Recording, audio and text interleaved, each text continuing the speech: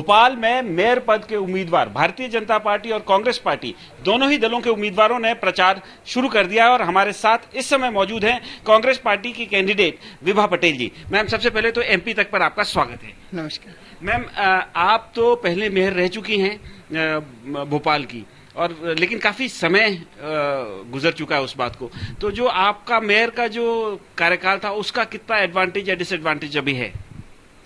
देखिए, वो तो बहुत लंबा समय हो गया, लेकिन उससे फायदा मुझे ये है कि आज मुझे ये पता है कि भोपाल को किस चीज की आवश्यकता है, हमें कहाँ क्या करना है, और इसीलिए मेरा दृष्टिकोण बिल्कुल साफ है कि हमें क्या करना है। अच्छा मैम, आपने कहा कि आपको मालूम है कि हमें मालूम है कि भोपाल को किस चीज की आवश्यकता है, तो हमारे दर्शकों के लिए थोड़ा बताइए कि भोपाल को अभी वर्तमान में किस चीज की आवश्यकता है? आज देखिए, जिस तरह से भोपाल में पीने के पानी की त्राही त्राही मची हुई है, जबकि नर्मदा जल भोपाल आ चुका है।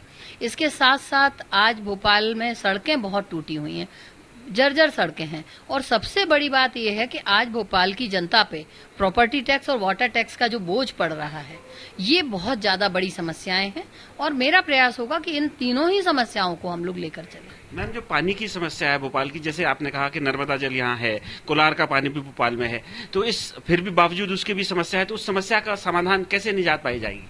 देखिए, ये मैनेजमेंट की चीज होती है। यदि आप अपने किसी भी शहर का वाटर सप्लाई को अगर प्रॉपरली मैनेज करते हैं, मैंने तो पहले भी कई बार कहा है कि मध्य प्रदेश भोपाल का नगर निगम का जो अमला है, जो चाहे नीचे का कर्मचारी हो चाहे बड़ा अधिकारी हो, सभी इतने एफिशिएंट हैं कि उन्हें सही तरीके से अगर डायरेक्ट किया जाए तो समस्याएं हो ही नहीं सकती। क्योंकि जब भोपाल का तालाब सूख गया था मेरे पिछले कार्यकाल में, हमने तो उस समय भी भोपाल में वाटर सप्लाई डेली की थी। तो ये केवल एक बहुत समझदारी से मैनेज करने की जरूरत है, और आवश्यकता है कि हम जनता की समस्याओं को समझते हुए अपनी योजनाएं बनाएं। मैम, पानी की जब हम बात करते हैं तो भोपाल में भी एक टैंकर माफिया की बात सामने आती है, तो क्या आप अगर चुनाव जीती है तो उस टैंकर माफिया के खिलाफ कोई एक्शन लिया जाएगा? देखिए, टैंकर एक आवश्यकता की वस्तु है, और आवश्यकता के लिए पूर्ति होनी ही चाहिए, किसी को भी जरूरत हो, लेकिन हाँ, किसी भी चीज का दुरुपयोग नहीं होना चाहिए।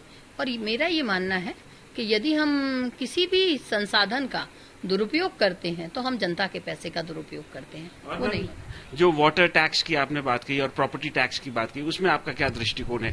जनता को कैसे रिलीफ मिलेगा? देखिए, मेरा सीधा इसमें मेरा मानना है कि ये प्रॉपर्टी टैक्स और जल दर हमने निश्चित किया है कि जब हम शासन में आएंगे तो दोनों का ही युक्तकरण करके इन्हें लगभग हम आधे की कटौती करेंगे, और हम जनता को करों के बोझ से राहत दिलाएंगे।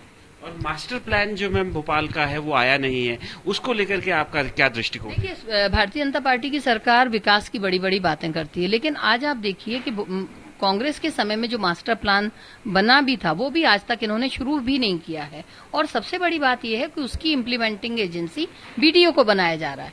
तो हम तो ये मांग करेंगे कि इसकी इम्प्लीमेंटिंग एजेंसी नगर निगम होनी चाहिए, क्योंकि अंत में जब भी प्लानिंग की बात आती है, जब भी प्लानिंग अगर गलत होती है तो उसके जिम्मेदार नगर निगम को ठहराया जाता है। कितना टफ मानती हैं अपना चुनाव आप? भारतीय जनता पार्टी का कैंडिडेट आपसे थोड़े दिनों बाद डिक्लेयर हुए हैं, लेकिन आखिरकार अब हो गई है वो भी, तो आपको क्या लगता है कितना टफ कॉन्टेस्ट है ये मेयर का चुनाव भोपाल में? देखिए, ये भोपाल का जो नगर निगम का चुनाव है, ये कठिन इस संदर्भ में कहा जा सकता है कि सीमाएं बहुत फैल चुकी हैं, 85 वार्ड हैं, और ये एक व्यक्ति की दैनिक दिनचर्या से जुड़ा हुआ चुनाव है।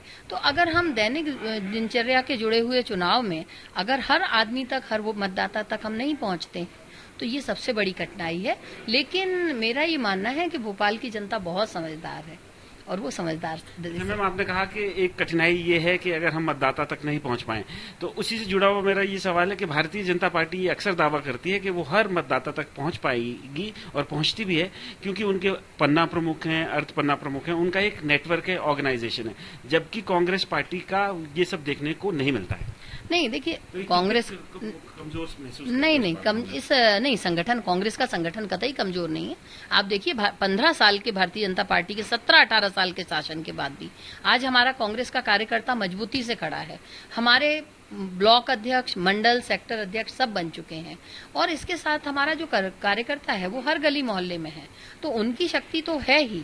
और उसके लेकिन भारतीय जनता पार्टी को जिसका गुमान है वो संगठन का गुमान नहीं है, उन्हें शासन का गुमान है, उन्हें अपनी सत्ता का गुमान है। और जनता इस बात को बहुत अच्छे तरीके से समझ रही है। अच्छा, मेरा फाइनल क्वेश्चन है मैम आपसे कि आप महिला कांग्रेस की प्रदेश अध्यक्ष भी हैं, पूर्व में मेयर भी रह चुकी है। हमने अभी भारतीय जनता पार्टी का एक क्राइटेरिया देखा कि उन्होंने किसी को भी रिपीट नहीं किया, एक एज का लिमिटेशन रखा और जो किसी पद पर रह चुके हैं उनको टिकट नहीं दिया। तो कांग्रेस पार्टी ने आपको फिर से टिकट दिया और जो आर्गुमेंट दिया जा रहा है कि जो बेस्ट कैंडिडेट्स थे, विनेबल कैंडिडेट्स थे, उनको दिया।